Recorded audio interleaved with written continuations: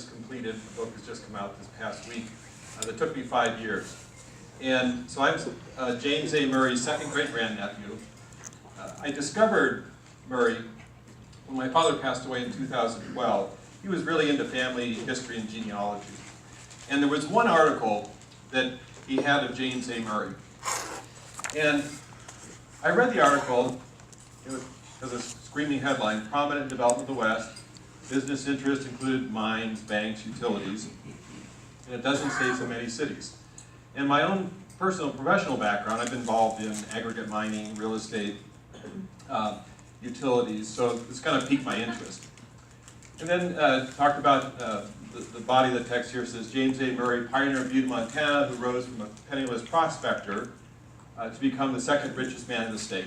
He died in Monterey, California, at his palatial home near Monterey, California. So second wealthiest individual, palatial home in Monterey. The article went on to talk about that he loved practical jokes. So he seemed like an interesting character, not the typical type of bonanza king that we have in our past. He was second to W.A. Clark, of course, the wealthiest man in Montana. So I first have to dismiss the practical joke narrative. So I thought that was going to be really intriguing. Turns out that James A. Murray's idea of a practical joke was cheating people out of money. So one of his tactics was he would find a gentleman like this on the outskirts of town with a load of wood. He would count the planks of wood. Then he'd give the man some money to go in, park the wagon next to a saloon, and then he would engage in some wagering with the inebriated patrons of the saloon, and wagering on how many planks were in the load. And he would win, obviously, and he called these cinches. So this is what he considered a practical joke. In the foreword of the book, David Emmons, who wrote the Butte Irish, I thought he captured this practical joke narrative pretty well. He said, Murray was also a consummate cheater, and as this terrific book makes clear, he cheated at everything. Random bets, cards, banking, the buying and selling of mines, and every other kind of property he added to his remarkable portfolio. He cheated strangers, he cheated friends, he cheated his family. Given the time and place, Jim Murray must have either been the luckiest or the toughest or the most disarmingly charming man in the room. As Farley's biography makes clear, he was a lot of all three. And that is who I discovered. Somebody who lived in a very dangerous time in Montana, came here in 1863, and survived the mining camps with all his shenanigans. Spent tremendous amounts of money in New York City, dined with the celebrities of the day. So a very interesting character. And my research, this is kind of a graph of the research. So the red dots are where I visited and collected information from our libraries and archives. The gold dots are where there were papers that James Murray had correspondence. So down in San Diego, where he built the largest dam in Southern California at the time, he had a lot of correspondence to and from his partner in San Diego. At the University of Montana, his partner Sandbar Brown kept papers from his operations with Murray around Phillipsburg. And then the green dots are where I presented papers at Irish American conferences about portions of his life. And then the blue dots represent some early articles that I did in peer-reviewed history journals and trade articles on pieces of his life. The book brings together all the research and adds a lot more. So this is what his footprint looks like in terms of his activity. Montana is where he was present the most. So from 1863 until the railroads kind of came in and he started branching out in 1900 to all parts of the West, he had lots of mines, banking, water companies from Livingston through Helena. He had resorts. So he had a lot of, he had hotels and other ventures in Montana. In Idaho and Pocatello, he had a water company, banks, newspapers. In Seattle, he had several real estate investments in downtown Central Business District. Down in Monterey, California, this is where he had his palatial estate. He moved in there in 1904. He still stayed in Butte. And then in San Diego, he had his water company. And then out in New York, this is where he would go to the horse shows, go to the plays. He would book plays for his string of theaters in Montana, and earned quite a reputation. And the other dots, like Racine, Wisconsin. He went there to buy chairs for the Butte Theater. Down in New Orleans, he bought his first thoroughbred racehorse. In New Mexico, he divorced his wife without telling her. So these were just kind of, so he was all over the place. Now, you probably, why have you not heard of James A. Murray before? So I'll give you 3 reasons. First of all, he was very secretive, and it was because he was superstitious about getting too self-promotional. These are the only 4 pictures that I've found in all of my research in the past 5 years of Murray, starting from 1890 till when he died, just before he died in 1920. He was superstitious because he felt like if he made too much of himself, there was one occasion where he did that and he lost some money that followed that. So he didn't want to have his name on any theaters. His good friend John McGuire put his name on the Butte Opera House for a short period of time and had to take it down. There's a dam and a lake named after him in San Diego, Murray Lake. He admonished his partner and said to take the name off of it. It should be named after the local community, give the local community some pride. He died before that name could be changed, so it's still there. So he was superstitious, wouldn't submit biographies to some of the papers that would want biographies of the wealthiest people. So you didn't hear about him because of that. Another reason is he left no mansion behind. In Butte, you've got W.A. Clark's mansion, which is a symbol of wealth, and you know that he made a lot of money in Butte and other place in the world. Charlie Clark's chateau is another symbol of wealth. Murray, just around the corner from here, lived on the top apartment of his bank. So he lived in a very modest apartment. If he wanted to entertain, he would take them out to Hunter Hot Springs out by Livingston, or to Boulder Hot Springs where he owned those resorts. But in Butte, he just stayed at a flat. And now he did have a house, a palatial estate, in Monterey, California. And this is one house. This is one house that takes up 1,000 feet of undulating coastline. So the main quarters is here, up here, and that's featured on a postcard from that time period. And then this postcard here just shows part of the estate. It kind of cuts off right here.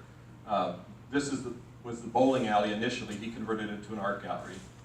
And this is the horse stables.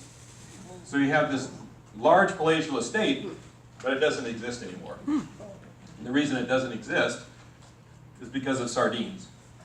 So in Monterey, California, Cannery Row, the subject of John Steinbeck's novel, was located here in the red box. So that's kind of the classical Cannery Row tourist area that you'll go to today.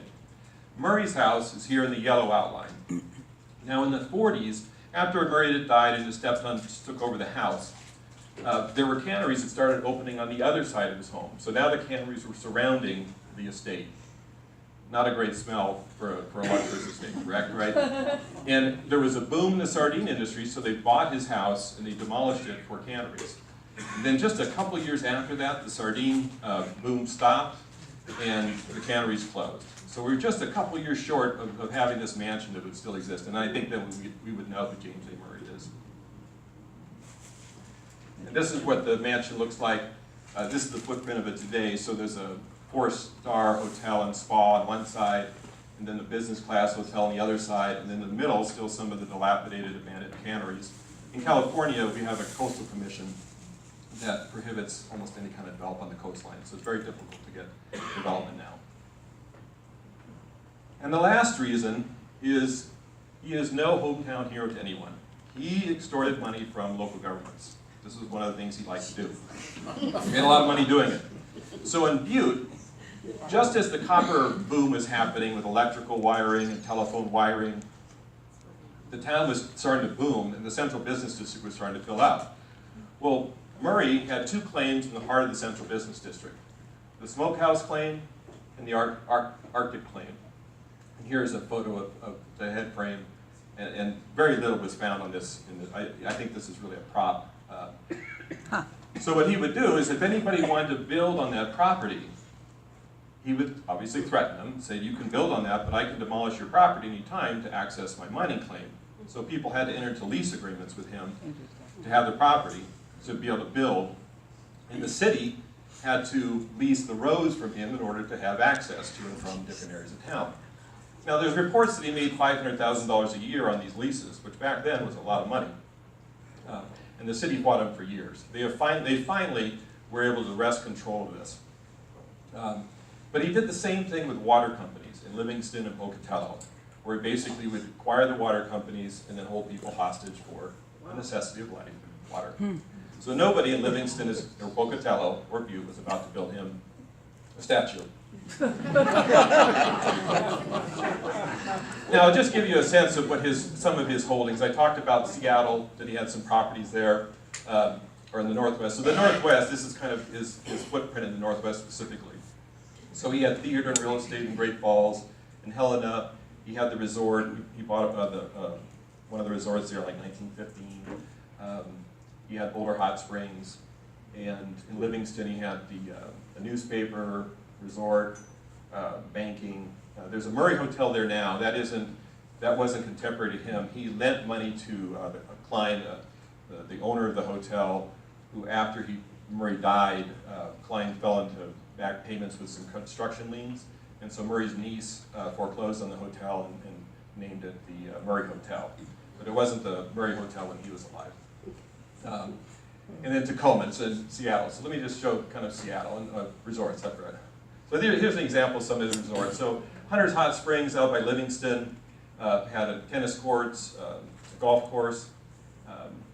He loved the mission style. When he moved to Monterey, he really fell in love with the Carmel mission, and he really exported that style to both Boulder Hot Springs and Hunter's Hot Springs. He picked up the Broadwater out of kind of at a fire sale when it passed its prime, and then he leased it to somebody just before he died to provide income for his wife. So Seattle, just a real quick side on Seattle and his holdings there. So this is Seattle today. In 1900, it looked like this, much smaller. Some of the very first high-rises were starting to come out of the ground, 10, 15-story buildings. And so Murray had property throughout the central business district.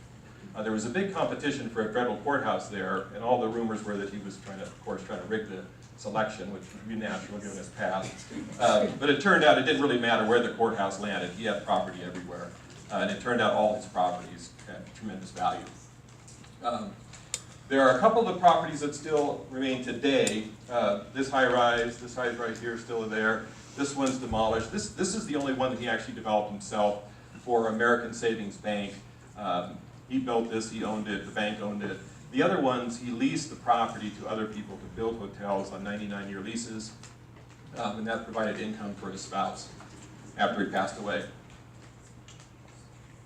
So that's the footprint. Now I'll go into kind of the characters. So for this presentation, I'm just going to run you through his circle of acquaintances, because it's a really eclectic, unusual group of people that cut through class and culture. And that's one thing I think Murray gives us, is kind of a cross-section of what was happening in Butte at the time. So first, I'll start with the sidekicks. Start with Fat Jack. Any Fat Jack fans here? Okay. So Fat Jack, carriage driver. He was one of the complicit in some of Murray's shenanigans, his cinches. One story is he would go enter a town into a general store. He'd have a lead weight tied around his waist, so he'd cover it with a coat. Step on the scale. All the town people would see this real statuesque 6'3" Lincoln-esque type of individual stepping on a scale. And they want to see how much he weighed. If he weighs 150 pounds, and take note of that. And then Murray, watching this take place, would say, wow, I bet that person doesn't weigh more than 120 pounds. Let's go get him and weigh him, and I'll bet you that he doesn't weigh a pound more than 120. Wow. Well, Fat Jack has gone to the hotel, taken the lead weight off his chest, off his belt, comes back to the scale, and gets weighed, and again, Murray makes some money that he splits with Fat Jack. So Fat Jack, when the railroads came in, and the stagecoaches were no longer dropping people off in the center of town, you needed to have somebody ferry people from the train station up to the town. So this was Fat Jack's chosen profession, was to become a carriage driver. Now he started and stopped a little bit, but this is what he's known for. So Murray lent him the money to get his hack, and provided Murray with kind of a guaranteed ride up and down the hill. Fat Jack would occasionally go on gambling streaks, lose money. At one point, Murray had to lend him money, and the only collateral he could get was Fat Jack's false teeth. Oh my gosh. So Fat Jack would come to him every day and ask, could I borrow my teeth so I could have some solid food? And Murray would reply, have soup if you must eat. So they had this long relationship. When the carriages went when the cars came in, Murray also loaned money for Fat Jack to have an automobile. Sandbar Brown got his name because he killed somebody in the early days on a sandbar. Was a fur trapper, was a miner, was a town sheriff, also a local historian. He operated several mines for Murray. He also would bail out prostitutes. There was one prostitute he bailed out with Murray's money, kind of provided cover for Murray. And he also, as a historian, they built a monument together to fallen pioneers in the Emmitsburg area. It was the first monument for the Montana Pioneers Association. And then John McGuire, probably his closest friend, and probably closest relationship of any, even more than so than his wife's. John McGuire was from Ireland as well, came to America to perform in theaters. Didn't cut it as an actor, so he started managing. And this was after a long solo route that he did throughout the West. He'd entertained Custer's troops, but he finally decided he's going to have to make money as a manager. So he came to Murray. Murray lent him the money and organized the money to build a theater in Butte. And this began a very long, tortuous relationship with Murray and the theater business and McGuire. The theater business shifted many times between 1880 and 1900 as syndicates in the East started to control bookings. So it was a dicey business, but Murray stood behind McGuire to the very end. McGuire passed away in Monterey, California, after Murray bought a newspaper so he could McGuire could be an associate editor. So they were very close, probably the closest relationship that he had. Then the Copper Kings. So you've got Augustus Heinze, who was probably best known in terms of their relationship as having cheated Murray, famously cheated Murray. Won a court case. Murray tried to sue and claim get the claims for everything that Heinze stole from him. What Heinze did was he leased a mine from Murray, and he was going to pay Murray a royalty for certain quality of copper. And what Heinze did was he started mixing in slag and rubble so that it never got to that point where it was that quality. Well, Murray called him on it and said, you're just mixing stuff in here, you're trying to get around this. Now, Murray lost the case, but he gained a lot of admiration for Heinze. So he partnered with Heinze in the future because this was his kind of guy. If you can cheat Murray, you're the kind of partner you want. Now, W.A. Clark was very political. Murray and him both were in the Democratic Party. Here in Butte, Murray was on the Central Committee several times. So they have a lot of correspondence together in terms of politics. They also were partners in projects. And then Marcus Daly, before Marcus Daly hit it big with the copper strike, he had a few ventures with Murray here in Butte. And they remained in partnerships throughout their whole life. And when Daly died, Murray was in the estate documents for Daly. So Murray was able to kind of transcend the big Clark-Daly feud. He was able to kind of manage those relationships more than anyone else could. And then family. So Murray did not have a business where he hired a lot of employees. He liked to recruit family members. So his first wife was Sally Burchett. She was one of the first pioneers into Montana. B.B. Burchett was her father. He was a mining judge who ordered the first hanging, worked next to Harry Plummer, the infamous sheriff. They had no children, but Murray used her to hide properties, used her siblings to hide properties, and then eventually secretly divorced her in New Mexico. His second wife, Mary Paul Dorn, this was her third marriage, and she was not so much involved in the hiding of the mine, but she becomes prominent when the estate, when he dies, and she did a very clever job in terms of organizing her battle for the estate. And then James E. Murray, Senator Murray, was a nephew, along with another nephew and a niece, came out from Canada when their father died. So James A. Murray took them in and put them to work. Put James E. Murray through law school at New York University, where he made connections in Tammany Hall and the Irish community there. and really started his kind of path towards being a leader in the Irish American community. There was one other nephew that came from another brother, Alex, who ran things in Pocatello. James A. Murray bankrupted him and sent him back on his way. So James E. Murray was probably the one that did the best out of the group. And then the Irish Radicals, and I'll spend a little time on talking about the Irish Radicals, a little more in detail here. So Jeremiah Lynch at the top was a judge who was active in some of the radical organizations. Larry Dugan was a socialist undertaker, which makes me giggle when I say that. He was known, the miners would call any rock that was hanging over your head and about, that could potentially kill you at Dugan, because that would send you to the undertaker.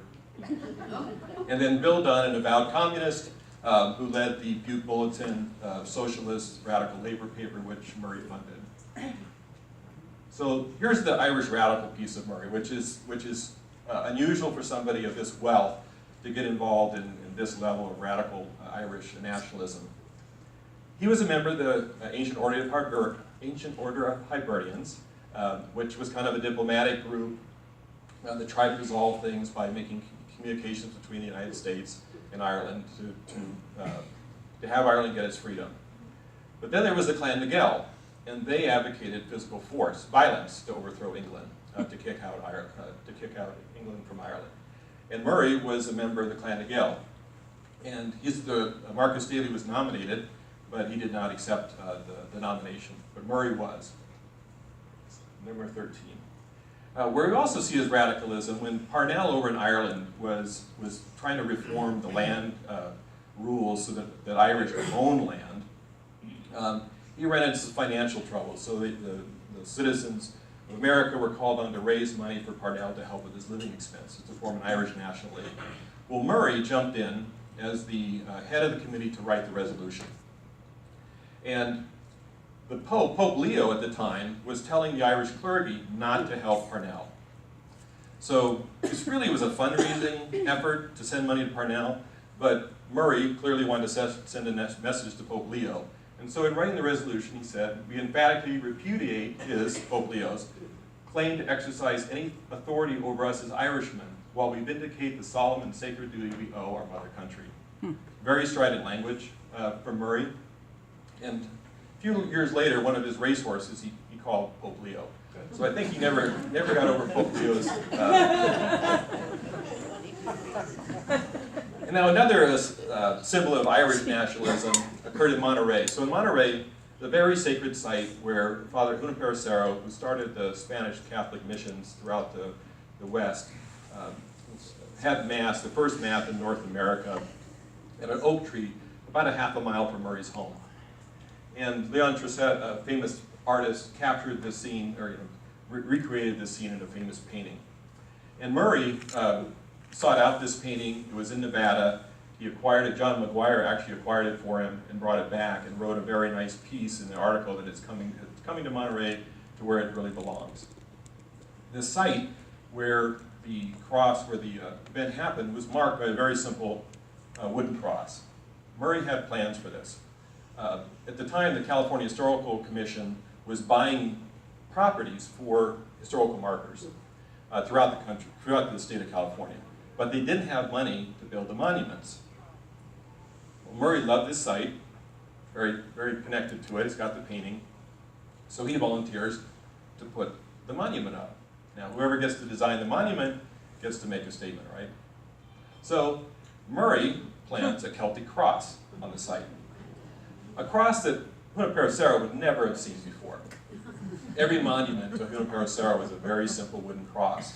But Murray, because it's his cross, gets to do all the ornate design of the cross. He's got Junipero Serra here and a profile, and he hired one of the top artists of the day to do the mission, the Carmel mission, the profile. And this is how it's at. It was on government property. So you've got the wooden cross down here at the bottom, and no one can see it. Oh.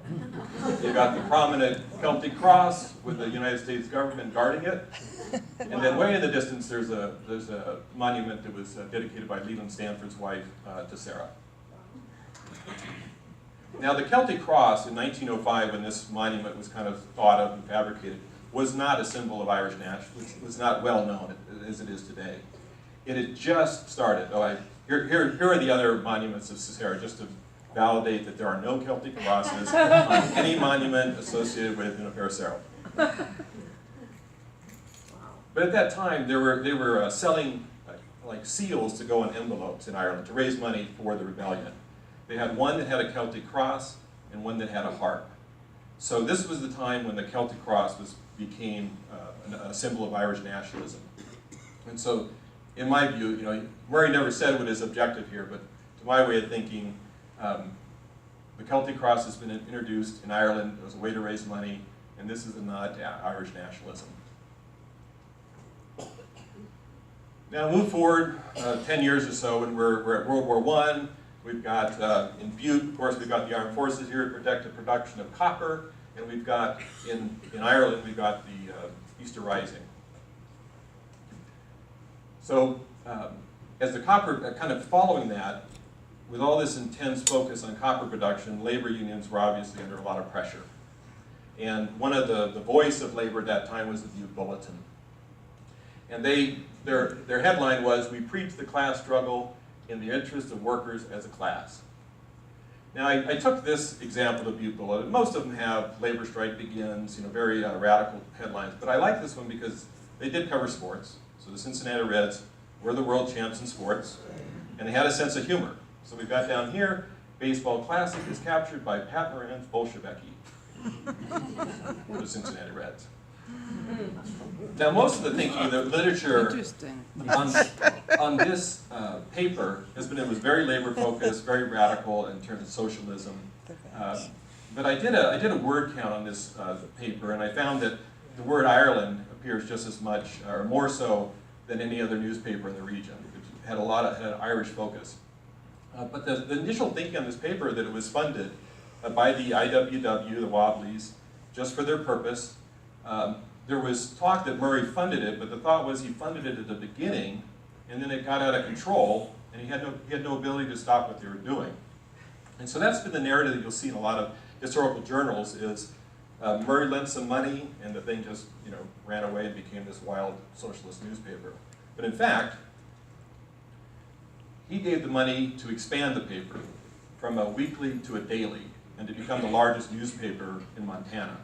So he lent money, he lent $12,500. This was a note hidden in his estate under a niece, like all his assets are always hidden.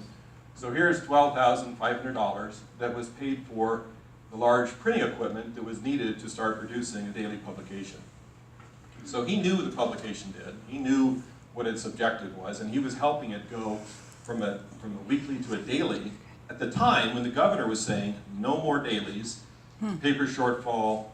He basically was flying against all that. Now his note was, let's see, he had 2 years. 2 years after the date. Well, 2 years came and gone. He never collected a note. No effort. This was in 1921, so 3 years later, no effort to collect a note. Clearly, this is something he supported. And the paper, I'll just use editorials because they're better than going through a lot of words. So it definitely was an alternative voice against all the papers that were run by the Copper Company and all the capitalists. Definitely was a labor. Here's to the last drop, the hands of capitalism squeezing every dollar out of the labor. But it had the Irish nationalism component as well. So here we have Ireland and a cap-like line whipping the English lion. And in terms of the Irish piece, so there was a lot of advertising in there for the Irish meetings to help fundraising. And when there was an event, it received glowing reviews. So Irish must be made free, such as the purport of masterly addresses by Honorable James E. Murray and Judge Jeremiah Lynch. So this clearly was very slanted towards, had a pro-Irish piece to it. And it really served as a way for James E. Murray, I think, to become elevated in the Irish American community. Initially, he was representing De Valera's group here in Montana, but then he became the vice president and eventually became the president of the American Association to recognize the Irish Republic. And that was a membership group of 60,000. And it was a group that had broken from the Friends of Irish Freedom, who was more of a diplomatic group, whereas this group was more adversarial. And this was also, I think, some of the explanation was the base, to create the base for Senator Murray when he ran for senator. So that's kind of the Irish radical piece of Murray, kind of a quick overview. In the book I talk about the Copper Kings, the family, and the sidekicks as well. And in terms of the structure of the book, so the first part is chronological, so it takes you through building his wealth. Now Murray is constantly on the road, constantly moving, so it's very hard to do something chronologically because he's all over the place, and he's developing resorts at the same time as he's building newspapers, so it's very difficult. So I tried to treat the first part, building his wealth, chronologically. The second part, I talk about wealth and leisure, how he spent his money, the resorts, the Irish radicalism, and I compare him to other tycoons of the day. So there was a scholar that did a lot of work on the Bonanza Kings, how they made their money, how they spent it, and so I compare Murray with those. Note on that, they claimed in that study, they claimed that ethics is a real big part of these millionaires and making their money, and they quote people saying, you know, we do things the honest way, and then Murray was not part of the study. Murray had a quote that said, "I don't have an honest dollar on me. If I did, I'd throw it away." So he was on the opposite side of that research. And then the final part of the book, I talk about the end game. So this is the last 11 years of his life, where he's starting to wrap things. He's wrapping some things up, but then he's still down in San Diego building this dam, trying to make a sale to the city, trying to extort the city. You know, so to his very last breath, he was trying to cut a deal to get that water company sold to San Diego. And then if you buy the book, if you read it, what I suggest you do is at the end, I've got 3 of the obituaries that were written by editorial staff of Murray, Fat Jack, and John McGuire. And I think they make really fascinating reading, because this is a very honest book about these people's lives. I do not try to romanticize them in the least. So you'll be able to kind of compare what the contemporary view of them was, kind of the polished version of these individuals' lives versus what they actually went through. Well, that's it. And if you have more interest in some of the documents behind this and the pictures that aren't in the book, I do have a Pinterest page that's same title, James A. Murray, Youth Radical, Irish Millionaire, where I have some of the documents, the letters that he sent, where you can see him in his writing being a pretty difficult individual to work with. So that's the book. Hope you enjoyed the talk, and I'm open to ask any or answer any questions you have.